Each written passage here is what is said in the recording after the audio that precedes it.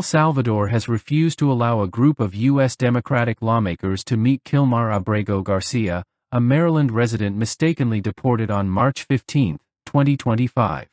The Salvadoran government cited the unofficial status of the delegation's visit, sparking diplomatic tensions and intensifying a broader debate over immigration enforcement, judicial authority, and national sovereignty.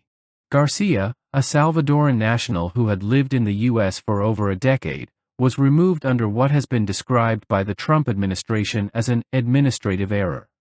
The Supreme Court later ordered the administration to facilitate his return, but both U.S. and Salvadoran officials have resisted, with President Nayib Bukele calling Garcia a terrorist and linking him to MS-13 gang activity, an allegation contested by his attorneys and scrutinized by federal judges.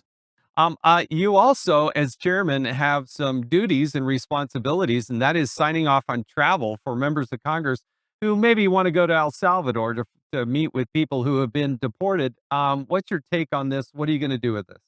Well, I had two members of the House Oversight Committee, Garcia from California and Frost from Florida, and they sat there silent during the entire Biden investigation, during the entire investigation of Border Patrol and Mayorkas that we had in the Oversight Committee. If anything, they were obstructive. They weren't concerned. They showed no concern for the lack of our national security or the violation of our southern border security laws.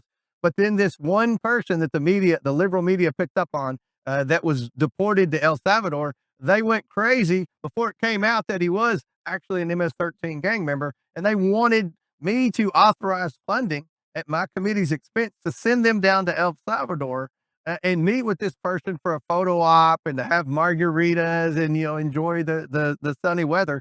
And I've obviously denied the request. We're not going to spend a penny of taxpayer dollars for liberal Democrats to continue their stunts to try to appease the radical left-wing base when the American people spoke loud and clear on Election Day. They want our southern border secured, and they want criminal illegals deported, and that's exactly what Donald Trump's doing. Senator Chris Van Hollen and four House Democrats, Robert Garcia, Maxwell Frost, Yasemin Ansari, and Maxine Dexter, traveled to El Salvador in a bid to intervene. They were all denied access, leading to their demand for daily proof of life for Garcia. Their visit, seen by critics as political grandstanding, was not authorized through formal channels and was rejected by Salvadoran officials.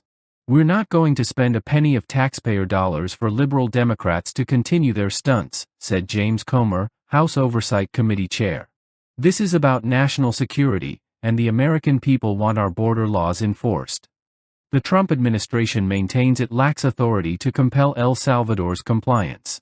The refusal underscores growing friction between executive actions, judicial rulings, and international diplomacy, testing constitutional checks and balances while highlighting the limits of U.S. influence abroad.